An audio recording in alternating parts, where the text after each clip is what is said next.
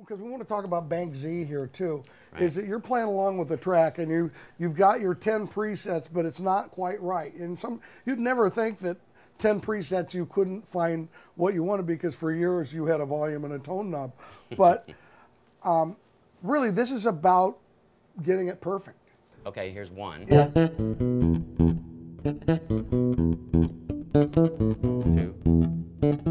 And there's 3. We can hear the difference between 1 and 3, yeah. Obviously. 4.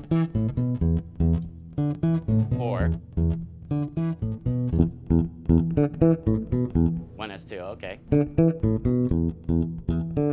That's cool. That's 1 P2, I bet. Yeah. I always gravitate towards that sound. It's one of my favorite sounds.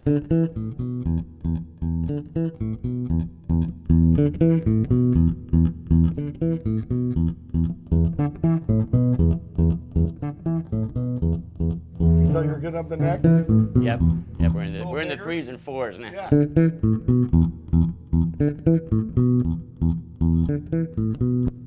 Now back to there. There we are. Just as a starting point for myself, one that I thought sounded a little bit like the Stingray that I'm so used to.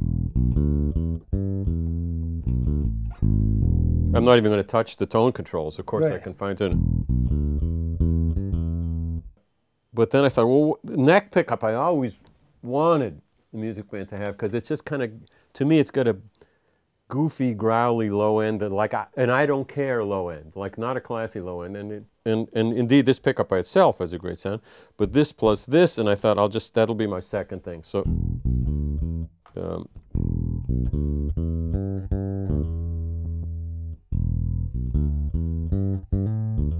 me, that has the same quality with some low lows. And in my world, I wouldn't be playing that part. I might be playing.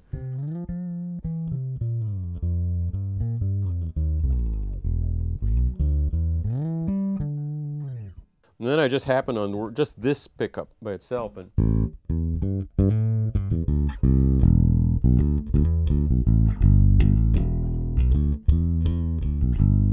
yeah. So let's say you got a gig where it's going to be a little more old school, maybe a little more vintage. Right. Show me how you set up the bass for vintage.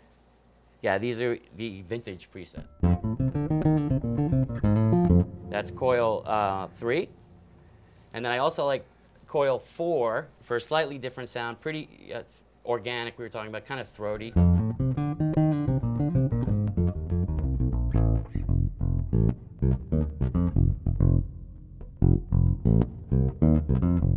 can hear the difference there.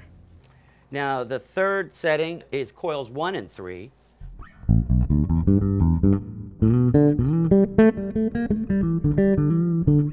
A kind of a fuller sound, a little bit more modern sounding, but still in that realm of vintage sound.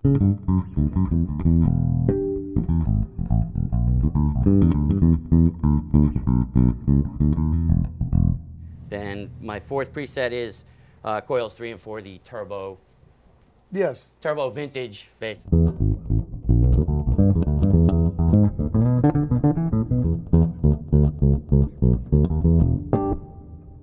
And then the last one is just the reverse of the middle position, which is coils 3 and 1.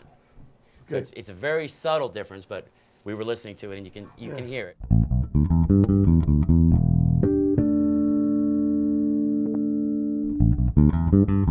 And you can hear a little more top end with the 1 and 3 as 3 and 1. Did you play with any, like doing a 1 coil in 3 in series and then 3 and 1 in series? Yes, it's counterintuitive that changing the order of them should make a difference, because I guess on paper, you know, the resistance adds up to the same, and the impedance adds up to the same, and it should be the same, but it sounds different. And it's sort of like the difference between strumming down strokes and strumming up and down strokes. You can hear the difference, and you're striking the strings in both cases, but there's a subtlety there that it's obviously different, and especially, you know, going through the amp that I use, it's very clean and clear. I don't doubt the 8 million combinations now that I've messed with it, but you know, when you first handed this to me, I was like, there can't be more than several dozen that there is.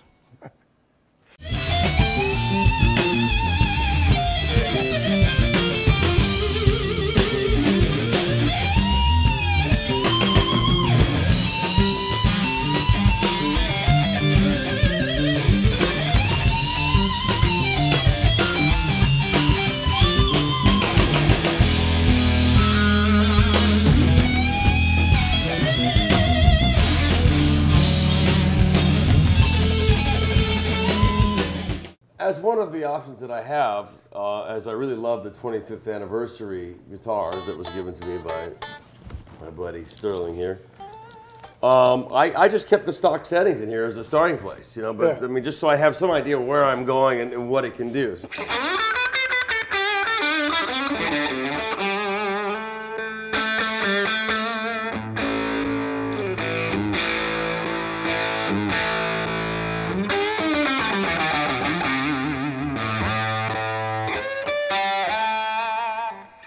So there's that. On this particular guitar, the way I have bank A is just your standard, you know, Music Man wiring, you know. And then when I go to bank B, now I went for more of the drastic. And then More single coil. Well, yeah, and then also for me, because I used a tone pot a lot, like I love the idea of having the out of phase.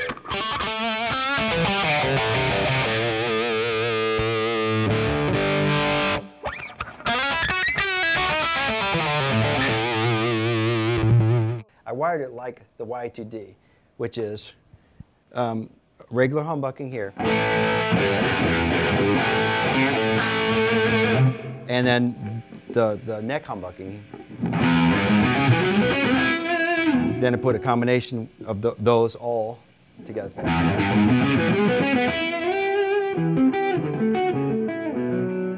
Then a single coil.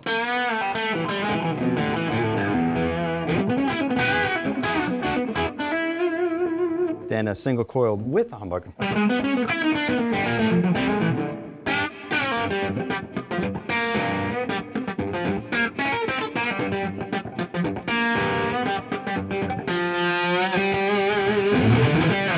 So that I'm used to selecting those switch positions for different functions.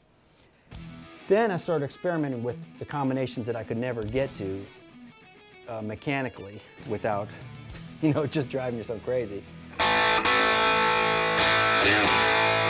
There's a little bit more squank to it.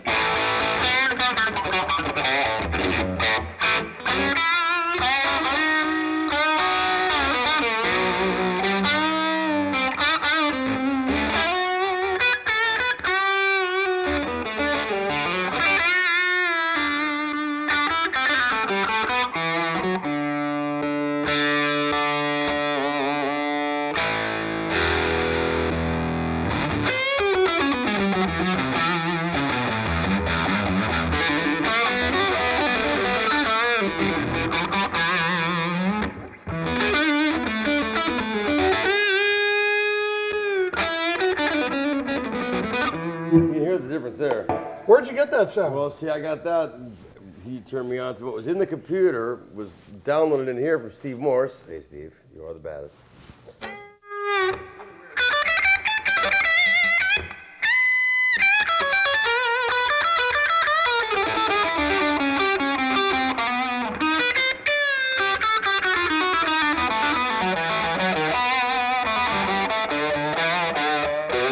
Very swanky, man.